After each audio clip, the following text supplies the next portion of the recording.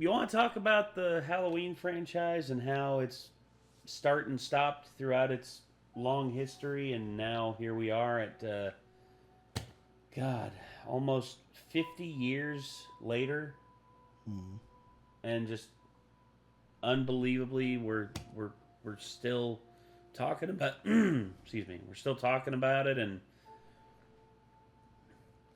I'll just say this about the Halloween franchise: there are great films in this franchise.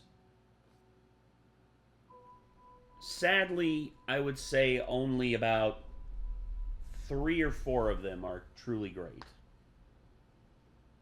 I mean, that's kind of every horror movie franchise, to be honest. To an extent, yeah. But the amount of Halloween movies there are, I mean, the first 2 Halloween films are, Michael Myers, and then Halloween 3 is a completely different thing. Yeah, has nothing to do with Michael Myers. And then the 4th one, another thing of Michael Myers. And then 5 and 6, then H2O, then Resurrection, then you had the Rob Zombie Halloween movies. And then you had these. A trio of new Halloween movies starting in 2018. And here's what I'll say about the 2018 Halloween movie. Pretty good. I liked this one. I felt that it was going back to basics in terms of a horror film, and it was actually like really scary in certain regards. Then everything went downhill with Halloween Kills and Halloween Ends. I couldn't believe like it went as far down as it did. Oh, the Guerrillas, they made another one after Kills. Yeah, they did. And garbage. Hot garbage. Because here's the thing that I realized what they were doing in Halloween Kills. It would seem that the filmmakers were just like, you know what? Let's give Halloween fans what they really want. Let's give Halloween fans Michael Myers having the highest body count of any killer or any of like the big like classic slasher killers. That's basically what they were doing. That's it. That is all they were doing. And in turn, they made Halloween Kills so insufferably bad. And then Halloween Ends was even worse somehow. Don't agree with that. What, Kills? Yeah, I thought it was just fine. It was enjoyable. I'm sorry, but when I'm rooting for Michael Myers to kill everybody because of how annoying they are, you fucked up. I mean, like the townspeople, especially, why would you waste Anthony Michael Hall and just have him just be such an annoying dick? Especially considering that his character has history with Michael Myers. So many storytelling opportunities just wasted. But, oh well. Halloween Kills and Halloween Ends. I figured what we could do before, Halloween ends is check these out. Not all at once, of course. We're going to do this one. Then tomorrow, see if we can't get in Halloween Kills. And then sometime before October 31st, we do Halloween Ends. October 31st, it's very close. Yeah.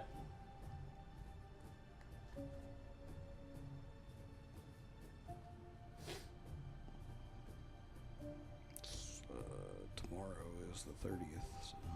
Well, technically tomorrow's the 29th because it's after midnight, so... Today is the 29th. Yeah. Today is the 29th, but it's after midnight. Tomorrow so, the 30th. But here's the thing: when we were going to come down to record, it was still the 28th.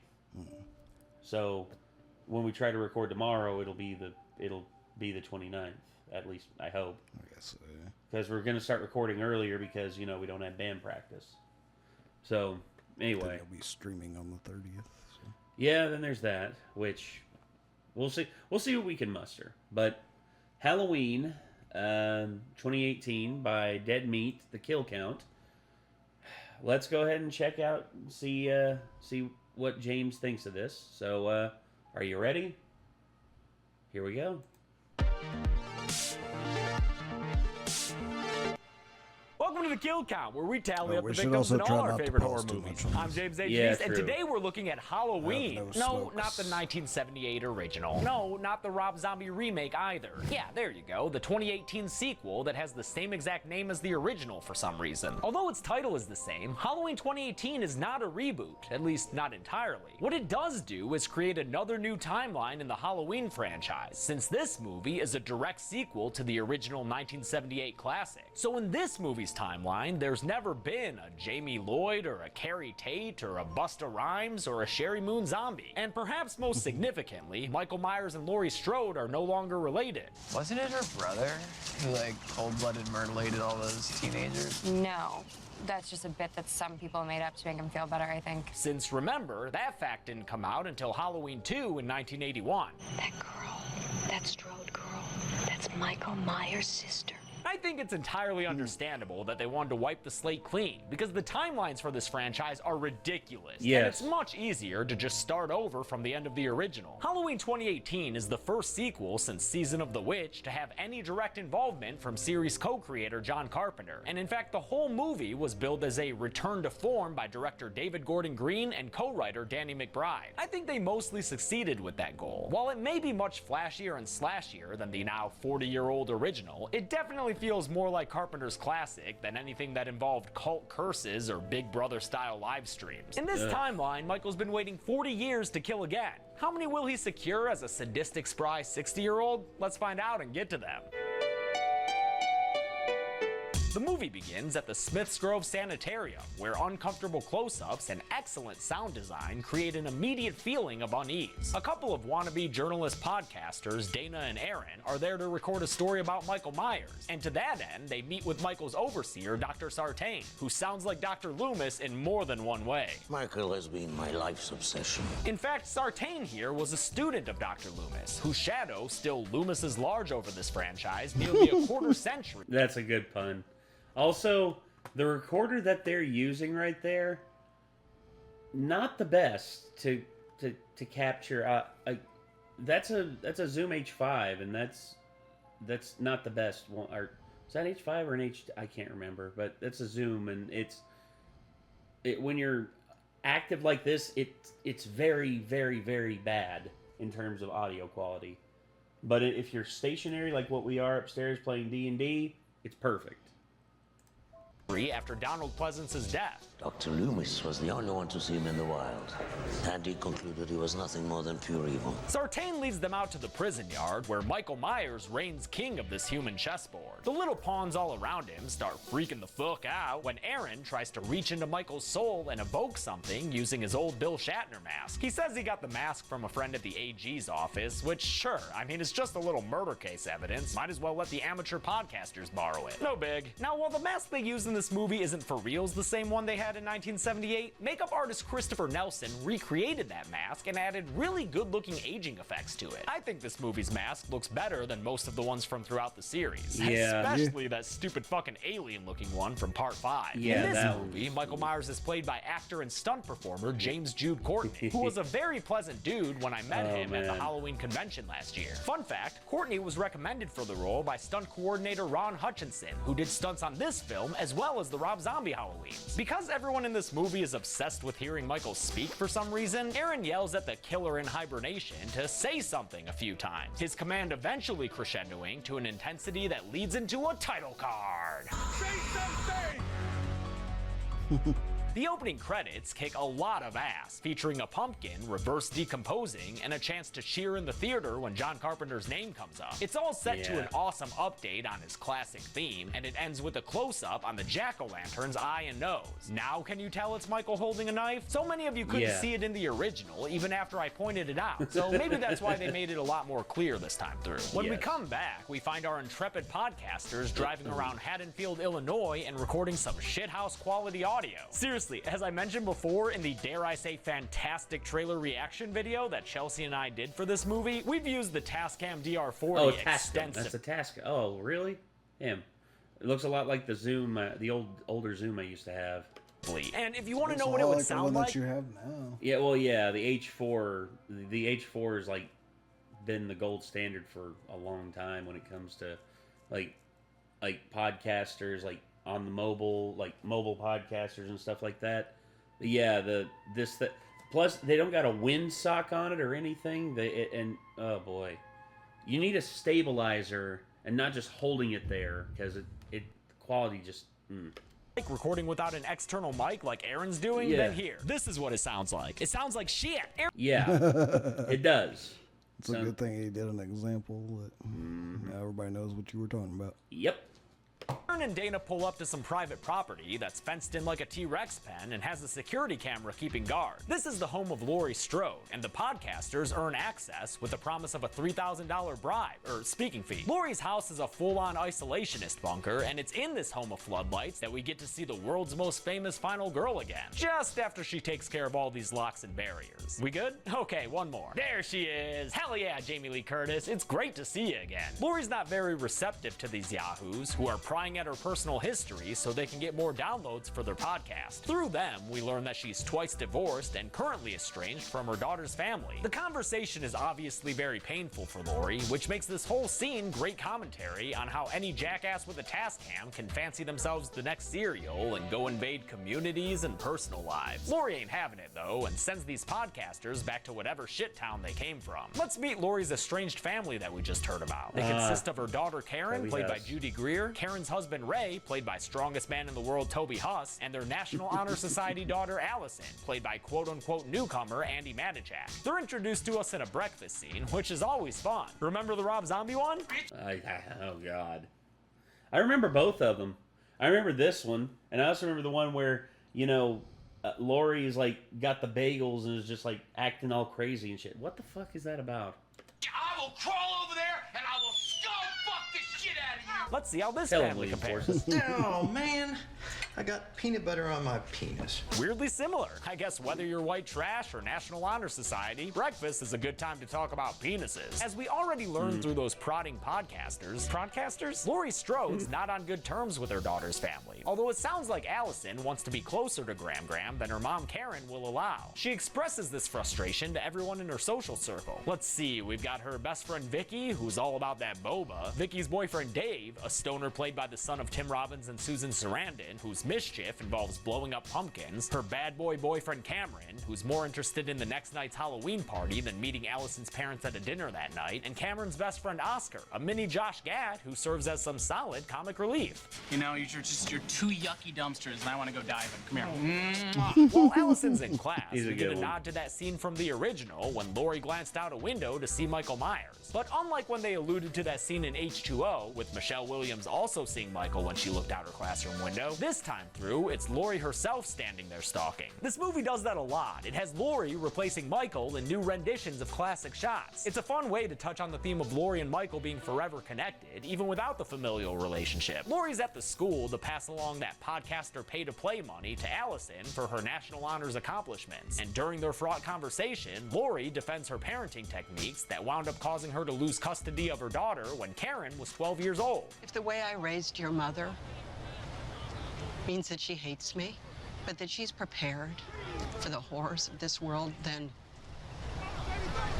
I can live with that. Laurie is definitely prepared for the horrors of this world, with a home shooting range full of mannequins and a bunch of guns, including one of those lever-action rifles that Ash had in Army of Darkness and that I previously mistook for a shotgun. Yeah. Thanks for the correction. You know I'm a gun dummy. Laurie takes one of her guns and gently wait, go back to where she was. Yeah, nah. But they'll break your fucking cheek. Well, no, she's cleaning it. So as long as there's no live ammunition in it. No, as long as there's no live ammunition in it and you're cleaning it and you're just making sure that, you know, the breeches are clear and that, you know, like it's well oiled. I mean, there's no problem. It looks like in that scene that she was shooting it. Nah, she's inside of the house here. Like she's cleaning them that here. Ash had an army Yeah, there she's taking it apart. and that I previously mistook for a shotgun. Thanks. Yeah, but oh boy, yeah. I keep my guns well maintained and well oiled and everything. My 30-30, I oiled it up about 6 months ago, and my Mossberg, it's still good in terms of it. I need to seriously take it apart and clean it though, because it's been a while. For the correction, you know I'm a gun dummy. Lori takes one of her guns and gently caresses the trigger of it while she sits in a car that night drinking baby bottles of booze. The reason she's such a mess right now is because they're transferring Michael from Smith's Grove to another facility in a scene that features a voiceover by comedian Colin Mahan doing a Loomis impersonation that plays over an illustration of our favorite shape shrink. Meanwhile, our least favorite shape shrink is boarding the bus to accompany his patient. We'll see how that pans out later, but right now, let's get a little taste of Jamie Lee Curtis's famous scream. She still got it. At a restaurant, Allison's family is celebrating her academic success and meeting her boyfriend Cameron, whose father is no stranger to Ray. I know Lonnie. I went to high school with him. He used to sell me peyote. Wait, Lonnie? Why does that sound familiar? Hey, Lonnie, get your ass away from there. Oh shit, that's right! Lonnie was one of the little bastards who bullied Tommy Doyle about the boogeyman and made him crush his pumpkin. In fact, it was Lonnie's friend and fellow bully Richie who was the first person to run into Michael Myers with that cool sound effect. Lori crashes the family dinner and chases down all that airplane alcohol with a full glass of red. This is exactly why we don't reach out. Damn, Karen don't fuck around. But you can't really blame her. I mean, who wants their drunk mom crying all over their entrees? My mom. Even if it does give this movie a chance to reference Michael's OG nickname. I saw him. The shape. That's cool, but we've got company here for dinner, Grandma. After Allison comforts her vulnerable grandmother, When did he Lori actually leaves get in her called giant the pickup Shape? truck. 'Cause I And in don't a remember weirdly them saying that in the original movie at all. They never really did, but that was literally what. Whenever they pitched Halloween as like the anthology idea, the Shape was what he was originally called by like the people who made the film, by the producers of the film, and thus that carries over in Dead by Daylight because he's called the Shape in Dead by Daylight, and he was like the name Michael Myers is just like anchors him in reality by giving him like a real life like calling and everything anyway.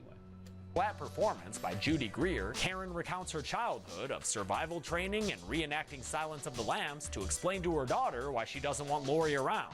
I've spent my entire life trying to get over the paranoia and neuroses that she has projected on me. Maybe the monotone is supposed to stem from digging up childhood trauma, but still seems kind of weird. Speaking of interesting vocal performances, here's this kid. His name is Kevin, and he is not excited about going on a hunting trip with his dad. I enjoy it, but I'm missing dance class for this. Yeah, also, he sounds like he just spent the first 15 years of his life screaming his lungs out. He and his dad come across the Smiths Grove bus on the side of the road. The inmates wandering around, much like they did in that shot from the original when Loomis and Marion Chambers found them freed from the sanitarium. Kevin's dad gets out to see what's going on while Kevin calls the police, but when his pops doesn't return, Kevin takes his hunting rifle and checks out things for himself. He finds a guard or cop or someone on the side of the road, and for some reason keeps his gun ever to trained. see like a freaking wrecked like thing full of inmates and get out of the damn car. No, I'm driving down the road away from that, and I'm calling the police in and be like,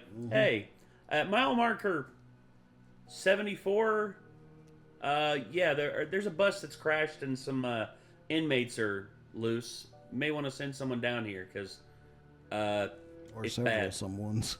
Send a lot. Send the National Guard. Send more cops. Send more ambulances. On him like the dude's an 8-bit duck trying to fly off screen. The guy isn't dead when Kevin finds him, but he seems to have bit the dust by time we cut to a long shot, so I'm fine with having him kick off the count. Our first kill, a full 30 minutes into the movie. Kevin approaches the bus looking for his dad, but instead, he just showcases more crappy firearm training. Don't shoot! Don't shoot. He literally, what did he just say? Dad, but instead, he just showcases more crappy firearm training. Don't shoot. Right in the heart. And then he flees from the scene of the crime? Damn, kid, who raised you? When he climbs back into his truck to get out of there, Michael stops him by rising from the back seat and grabbing him by the neck. You might expect this kid to live because of his age, but nah, son, Michael Myers ain't playing 40 years later. And he kills Kevin by breaking his neck against the car. Well, he didn't kill him. He just shot him. It looked like it hit him right in the heart. He hit him right here, in the pectoral. But yeah, Sartain lives. Window. Sadly. Yeah, dude, they killed the kid. Although, to be fair, the series did do that already back in Season of the Witch. Since Kevin managed to call the cops before his untimely demise, Deputy Frank Hawkins shows up on the scene to reveal another couple of bodies to add to the count. We don't need to add this body in the background, because turns out that's Kevin. Just compare the clothes. It's clearly the same outfit. Yeah. We can, however, add this cop who Hawkins notices on the side of the road. And before you even start, I don't think it's the same dude that Kevin found. Just compare where the two bodies are. They're on separate sides of the bus. They're also in different positions, and I don't think the cop Kevin found had enough life left in him to crawl that far away from his original spot. We get another body to add to the count when Hawkins finds Kevin's dad up against the side of the bus. His neck's so broken that it almost looks like there's some extra vertebrae in there. Ouch. When Hawkins checks the bus for any more bodies, he finds Dr. Sartain, who survived getting shot by Kevin and who tells Hawkins that Michael Myers has escaped. The next day, on Halloween, the podcasting duo heads to the Haddonfield Cemetery to look at Judith Myers' grave, where Aaron describes her death in such detail that it evokes flashbacks to the original. Here we have another great bit of commentary, this time on how some true crime podcasters seem to get off on the morbid descriptions of the victims they're covering. It's kind of unsettling. Oh, and speaking of unsettling, Michael's there in the background watching them all the while. In fact, after they stop at a gas station, where I think Dana says she needs to drop a deuce,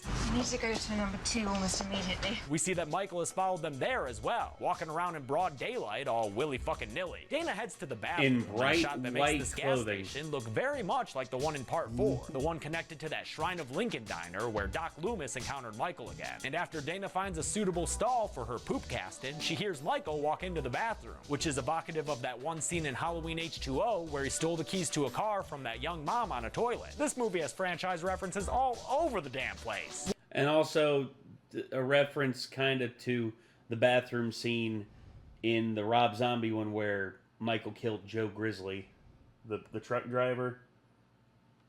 While Dana grows more fearful of the man outside her stall, Aaron peeps in on the gas station clerk and finds that he's been killed on the job, his jaw broken and his teeth ripped out in a gnarly off-screen death. This movie is actually full of those. It's kind of cool. Aaron then heads back to the garage of this gas station and finds a mechanic's body stripped of his clothes. We actually saw this mechanic being killed in the background a minute ago when Dana was asking where the loo was, but I'll put him on the list now when we know that he's confirmed dead. Back in the bathroom, Michael gives Dana a present, about $35 in tooth fairy bucks. Score! He chases her underneath the stalls in a scene that's equal parts suspenseful and nasty until Aaron rushes into the bathroom to save her. Michael responds by grabbing Aaron and beating him completely senseless, bashing his head against the wall and then the stall door a whole bunch of times. It's very violent. And although we see Aaron clinging to life, the last shot of him does show his eyes closing, so I'm just gonna add him to the list. If he comes back in a sequel, don't bite my head off. This dude's injuries seem pretty damn fatal to me. As for Dana, she gets confirmed killed just off screen after Michael raises her up by the throat and breaks her neck with a nasty crunch. Oh no, with these two dead, their audience will have to choose to listen to one of the 5,000 other true crime podcasts. What a bummer.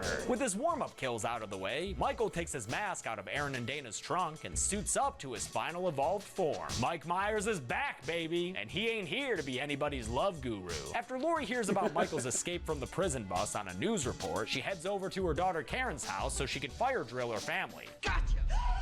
Jesus. You're dead. Even though she warns them that Michael's bus crashed, they're more worried about the crazy lady waving a gun around in their house. So Karen ushers her to the door and says, "Take a good look at your daughter, Lori, because it's the last time you're gonna be seeing me for a while." Halloween night comes, and with it, trick-or-treaters, as well as a direct reference to a scene in the original Halloween 2. Same costume, same shoulder-mounted radio, and similar abrasive sound cue. That Except he homage didn't leads drop. into my absolute fucking favorite scene in this movie, Yeah, which the long contains a take. few more references to Halloween 2. Remember when Michael kicked off that first sequel by stealing a knife from Mr. and Mrs. Elrod after she asked a very important sandwich question? Harold, you want mayonnaise on your sandwich? How about mustard?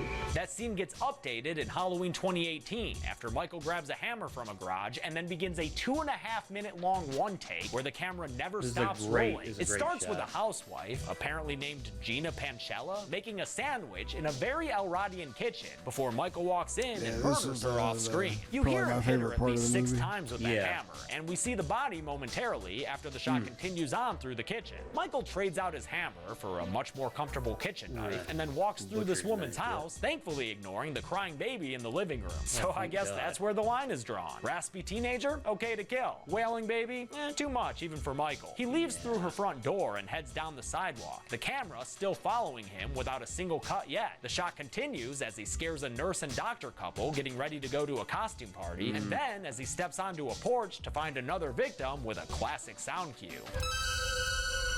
With the shot still fucking rolling, y'all, the camera holds its position as we watch Michael go around the side of the house. It's a perfect scene of suspense, and we don't break the tension until we see Michael come into the house and murder this woman, apparently named Andrea Wagner, by stabbing her through the back of the neck. The CG knife admittedly looks a little weird, but if that's what they had to do to assure that one shot went off without a hitch, it's totally worth it. At the high school Halloween party, where a DJ with a badass Frankenstein-themed table blares a Icona pop song, Allison and Cameron are having a good time dressed as gender-bent Bonnie and Clyde when she takes a call from Vicky, who's babysitting a little kid named Julian. Vicky wants Allison to come hang out. I also love the dynamic here between the babysitter, her, and the kid. It's really good. And honestly, Allison, you should do it, just so you can chill with Julian. That kid's hilarious. I know you're talking about smoking weed. Don't lie to me. That's against the rules. I'm telling my mom. Obviously, the scene is just here for comic relief, but it fucking works, man. I love the back and forth between Virginia Gardner and Jabril Nantambu, a first-time kid actor who apparently improvised most of his dialogue. If I had some other kind of babysitter, she'd be reading me a story. I wouldn't be up clipping my nasty ass toenails. Plus, they have a good sweet babysitter-babysitty relationship. And isn't that what this If he whole damn improvised all that, then he's kind of a prodigy genius, in my opinion. He's got a bright future in improv comedy. franchise was founded on in the first place? Dave shows up at Julian's house, dressed as a farmer and riding a wooden horse named after Laurie Strode's alias in H2O. This is Tate. Hi, Tate. He's there to get icky with Vicky, but before they can get sticky, Julian interrupts them, complaining that there's a boogeyman in his closet. Vicky goes to Also, reach you know who he reminds me of a lot? Who that? Stewart. Letterkenny. Yeah, I could see that. I was born like this, Stewart. Bed, but when he asks her to make sure the closet door is shut, she has a hard time fulfilling his request. That's because there is indeed a boogeyman inside, and after Michael slashes Vicky to the ground, Julian GTFOs. Vicky awesomely hits Michael with a chair and then tries to be a runaway, but she slips on, what, her socks? That sucks, man. I would have Socks much on the rather wood seen her floor. put up more of a fight or have Yeah. a proper chase scene. But maybe I'm just being picky about Vicky. Instead, Michael kills her quickly didn't with a think couple it of sucked kitchen that she knife got stabs killed to the right there. back and then shuts the Yeah. bedroom door. Seems As like for a Stoner cool enough Dave, character. to his Yeah, credit, at least the he- kid lived, you know? Even after Julian tells him to run, he grabs a knife and goes to defend his girlfriend. A police report about You're a the little incident too late, comes my through to dude. Hawkins, and Lori picks it up on a scanner in her truck as well. While Hawkins investigates Julian's house, Lori arrives outside and tells kids wearing the Halloween 3 masks to get out of there and go home. But maybe don't watch any TV commercials when you get there, Oh my okay, gosh. kids? Underneath a sheet ghost, Hawkins finds Vicky's body. And if that seems too decorative for Michael Myers for you, don't forget, he did splay Annie out in front of his sister's tombstone back in the original. He's no Jason or anything, but he's always had a small streak of creativity when it comes to corpse decoration. Outside, Lori sees Hawkins through one window of the house and then Michael in another, the first time she's seen him in his mask in 4 decades. For this shot, Michael Myers was played by Nick Castle, the man who originally donned the mask in 1978. He was also a very pleasant dude when I met him in person. Lori shoots at what ends up just being Mirror Myers, so Michael is able to just saunter on out of the house totally unscathed. By the time Hawkins goes downstairs after him, Michael is gone, but he does find Dave's body pinned against the wall with a knife through his neck. Again, another pretty decent off-screen kill, and this one's even got a timestamp. Outside, Laurie shoots Michael in the shoulder, but he still manages to get away from her. Hawkins catches up with Laurie and they talk to each other in a very familiar way. So at first I had guessed he was one of her ex-husbands, but alas, turns out that's not the case. Once again, he'll talk. I guarantee he'll talk about it when he talks about Halloween Kills. He is, however, the cop who caught Michael after he was shot off that balcony 40 years ago. In this timeline, after Michael disappeared from the ground, scaring the sanity out of Dr. Loomis, he was apparently captured mere moments later by none other than Frank Hawkins here, who also prevented Dr. Loomis from killing By the way, the badass look. Have you ever seen the audience reactions to Michael Myers, the ending of Halloween? They recorded in-house, dude. It's one of the best things ever. Because the ending of Halloween, the audience reaction is just so good. And Sheriff Barker arrives with the recently awakened Dr. Sartain. But unfortunately, Sheriff Barker's not a bigger character in this movie, and instead, we're about to be stuck with Sartain for a little while. Sartain sees Laurie and fanboys over her hard. Chill out, dude. You should know Ms. Curtis don't like that kind of shit. After meeting him, she refers to him as the new Loomis, although I personally prefer the much shorter Noomis. During all this, Allison's time at the high school dance has been a total disaster, since she caught Cameron kissing with a kitty named Kim. Between that and all the contraband booze he's been guzzling, Allison is totally done with Cameron. But good riddance to him, girl. This dude's the kind of jerk who will toss her phone into some unsanitary party nacho cheese. Dude. Fuck that guy. Allison and Oscar leave together, and during their walk home, we run into a spot of awkwardness. Allison, you're the coolest, you're the prettiest, and you're the nicest girl in school. Oh boy. And if anyone doesn't appreciate that, they're a crazy person. Thank you. It's very sweet. I was gonna say, don't there's times to shoot your shot. This is not one of them. Oh no, we have all seen this relationship play out before, and nobody ever seems to win in the end. Hawkins and Noomis are out looking for Michael Myers, and during their buddy road trip conversation, we see just how friggin' obsessed Sartain is with the silent serial killer. I want to know what he's feeling. I want to know what pleasure he gets out of killing. Because of that, he wants to capture Michael alive, but Hawkins ain't looking to repeat the same mistake he made in 1978 when he let Michael live. Meanwhile, Laurie and a police escort get to Karen's house and tell her that it's Mima bunker time, so they fruitlessly call Allison's submerged cell phone and leave voicemails that call back to classic Laurie lines. Now do as I say. But right now, Allison is taking a shortcut home with Oscar, whose crush on her erupts just as awkwardly as we all feared. What are you doing? Oh boy. You deserve better, right? I do. Oh boy, you just hate to see that happen. At least he stops when she tells him no, although he does go into a little too much detail while he's apologizing to her. All these girls were dancing on me. Their beautiful bodies got me all chubbed out, Allison. She leaves him in this backyard that has motion sensor lights, and when Michael appears behind Oscar, the horny kid mistakes him for the yard's owner, Mr. Elrod, which, yes, is a reference to the sandwich couple from Halloween 2. Oscar pours his heart out to the emotionless figure in a bit of backyard therapy. Have you ever really liked a girl and you just couldn't have her? You have no idea, Oscar. We get a very well-constructed scene utilizing the motion sensor lights that keep turning off because of Michael's ever closer stillness, and that builds nicely to a solid jump scare. Oscar makes a run for it, but gets stopped by the gate, so by the time Allison turns around in response to his screaming, it's too late. Michael stabs Oscar in the back, who then falls and gets a spear-tipped fence post through his chin. We get a better look at the nasty carnage after Allison arrives and finds his body. Damn, that's gnarly. The franchise's newest heroine, and Michael fucking Myers, finally come face-to-face for the first time ever. And holy shit, there is an amazing piece of music to accompany the seminal moment.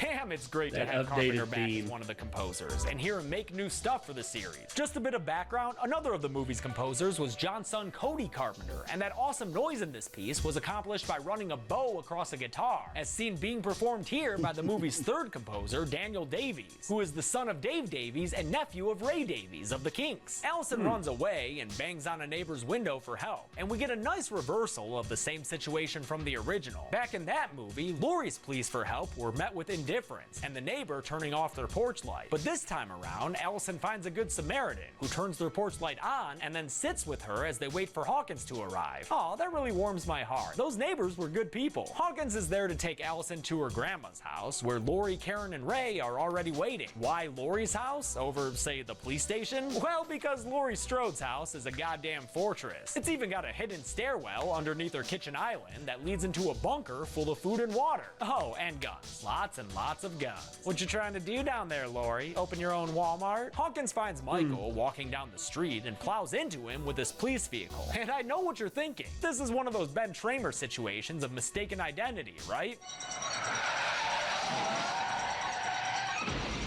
Yeah. That never gets old. But no, it So turns out stupid. this is actually really Michael Myers. For reals. Dr. Sartain tends to him and tells Hawkins that he's dead. But guess what? Sartain's Bullshit. a fucking liar. Because he actually wants to keep Michael alive so bad that he takes out a penknife and stabs Hawkins in the neck with it. Oh, damn. Sartain gets Hawkins to the ground as Allison watches helplessly from inside the car. And the crazed doctor kills the deputy with a couple of stabs that leave him bleeding out to death from the neck. Nope. He doesn't die. Oh, really? R.I.P. Hawkster. When I first saw this movie, I was aghast watching this twist unfold, and my confidence in it was not at all restored when Sartain popped up into Allison's view wearing the Shatner mask. Holy shit, that looks dumb. But thankfully, his game of dress-up only lasts as long as it takes him to load Michael's unconscious body into the back seat with Allison. After all, can't really drive in a mask like that. I've learned to live with the Sartain thing, partly because it's here that Sartain admits to being responsible for the bus crash that freed Michael in the first place. That works for me. But it does still feel like a pretty cheap mechanic to get Michael to Lori's house, since I guess Sartain's gonna take him there for a reunion to, honestly, I don't know. This guy's crazy. And very disrespectful of corpses. The entrance to Lori's property is currently being guarded by officers Francis and Richard, a pair of cops who are another source of comic relief. Once again, it works for me. I find their conversation very natural and hilarious as they talk about what they've packed for dinner. Fresh brownie. Okay. Chocolatey homemade brownie. I made that myself. That's like what a 5-year-old would eat if they could make their own lunch. I was actually really surprised to learn that these two actors weren't comedians or UCB improvisers or anything of the sort. Officer Richards there is played by Charlie Benton in his only credited role, since his real job is a special victims police detective. He served as this movie's law enforcement technical advisor and somehow wound up rocking this very funny role. And Officer Francis there is played by none other than Christopher Nelson, this movie's makeup artist who made Michael's mask and who won the Academy Award for makeup effects for his work on Suicide Squad. I wonder, dude, I wonder if those two were just like chilling and talking and just like spatting back and forth about stuff, and the crew saw, like the producers saw that and were just like, you know what? You two are playing the police officer. And they were like, what? It was awesome to learn that these two non-actors managed to be really funny. Way better than the last time this franchise tried to have a pair of comedic cops. All clear. Nothing above, nothing below.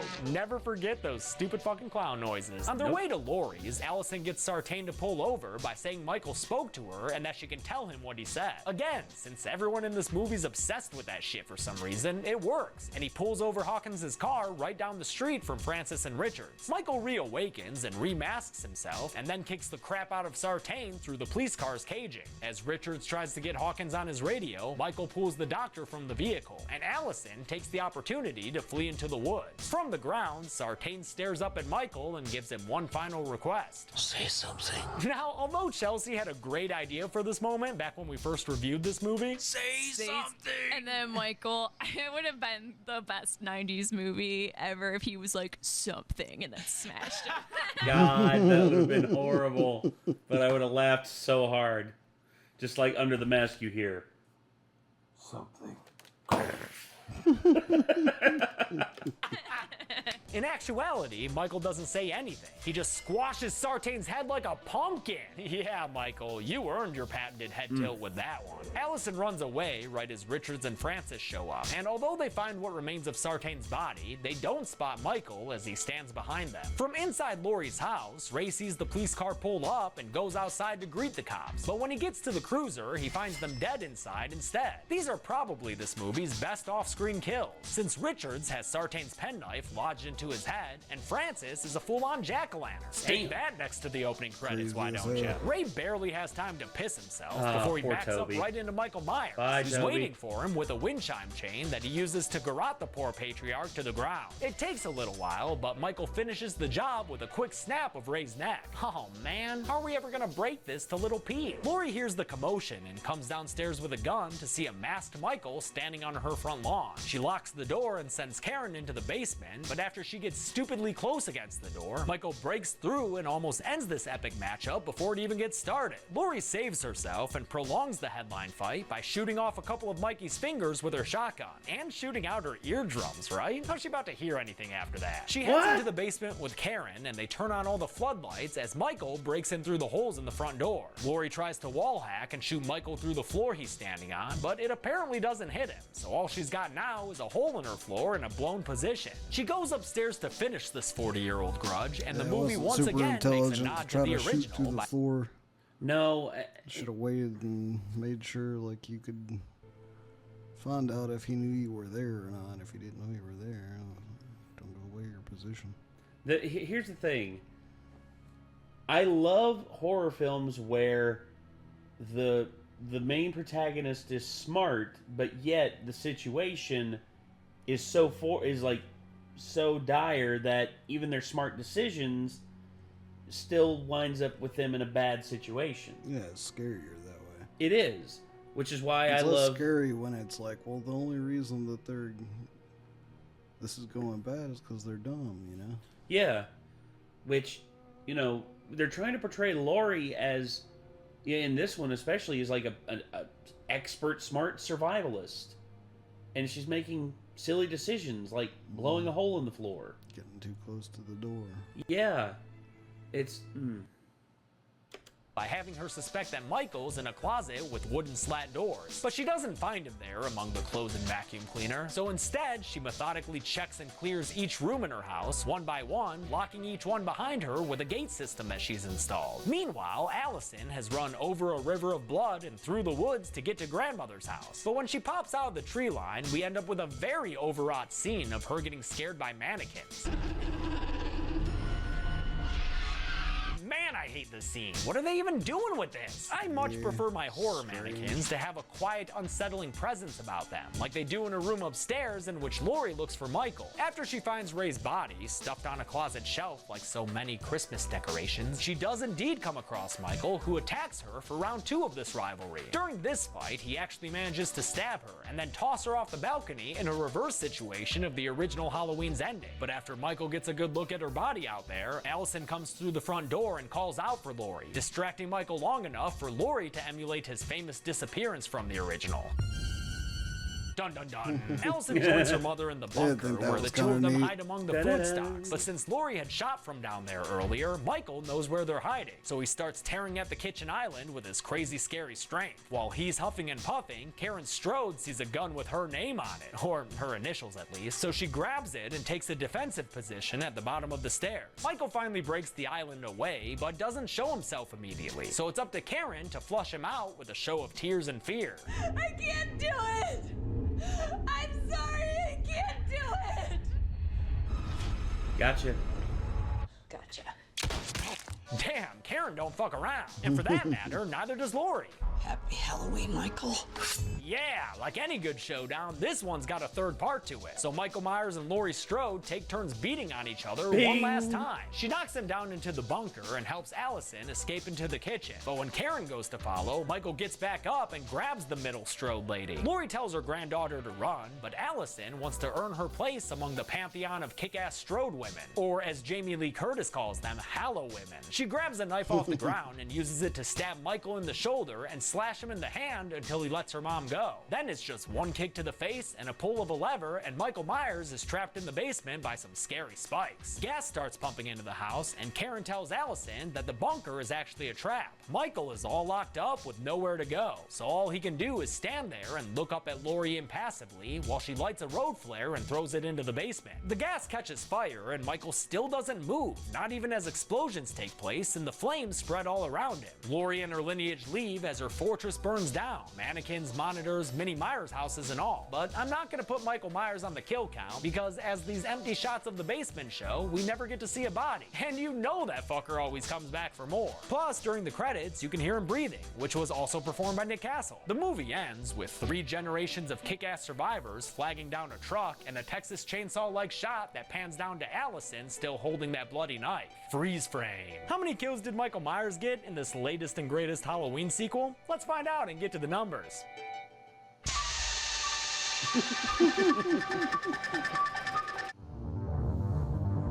I counted 18 kills in Halloween 2018, putting it near the middle of this franchise for number of victims. Those victims included only 4 women and 14 dudes, and among those 14 dudes was 1 kid. So, you know, factor that in however you want to.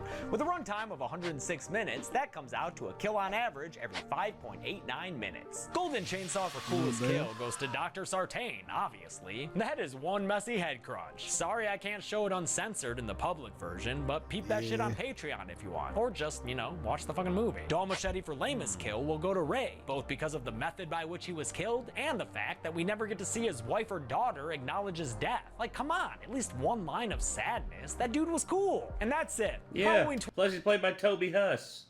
Come on, man. 2018 came out in 2018, obviously, and did so well at the box office that a sequel is already in development. I've got more big request movies for the next few weeks ahead, but until next time, I'm James A. Janice. This has been the Kill Count. Thanks a lot for watching this Kill Count. I want to thank a couple of patrons like Matt, aka Fred Allen Bent, Bob Karcher, Chase Joyal, and Chad Brothers. If you're new to the channel because of this video or because of Bird Box, make sure to check out the 10 other Halloween kill counts I have. Should be a button somewhere on the screen for them. And I don't know, man, just go watch all the other I got a ton of videos on this channel. Just go fucking watch them. Be good people. So yeah, keep in mind, everybody, this was pre-COVID. And yeah, pre-COVID. Feels like forever ago. I know, right? And when Halloween Kills was announced, they said, "Oh, it's going to be Halloween 2020." Didn't work out too well for that one. Nope. So they delayed it to 2021. If you ask me, they should have just never made it, in my opinion. Well, I'll say this much. Out of the Halloween movies, this is probably like my 3rd favorite, maybe 2nd or 3rd favorite. How about you? I would say it's my 2nd favorite. After the Next original? to the first one. Yeah. But there's still a lot of them I haven't seen too, though. So I've only seen like 1, 2, 4, and 5, I think. And then I've seen the Rob Zombies and the first 2 of this new trilogy. So I never saw H2O. H2O is pretty good. If you want the proper saw Season of the Witch either. No need to watch that. Related to Michael Myers. Well, if you Actually, want, Chance still tells me that he likes Season of the Witch as long as you watch it as, you know, its own thing. If I had to tell you, like, proper way of watching Halloween H2O, watch Halloween Part 1 and Halloween Part 2, then watch H2O. H2O, I would say, is probably, like, 3rd or 4th favorite one. It's actually really good. The scares in it are really good, and also, there's some pretty gnarly kills in it. There's one that I still remember to this day. Oh, man. But, yeah, this movie still, I think, is really good. It's just sad that we had the sequels. It's just how I feel. Anywho, we hope that you all enjoyed this. And I guess until next time, everyone, signing off, I am Nate. I am Nick. Y'all be good people. Take care. Peace.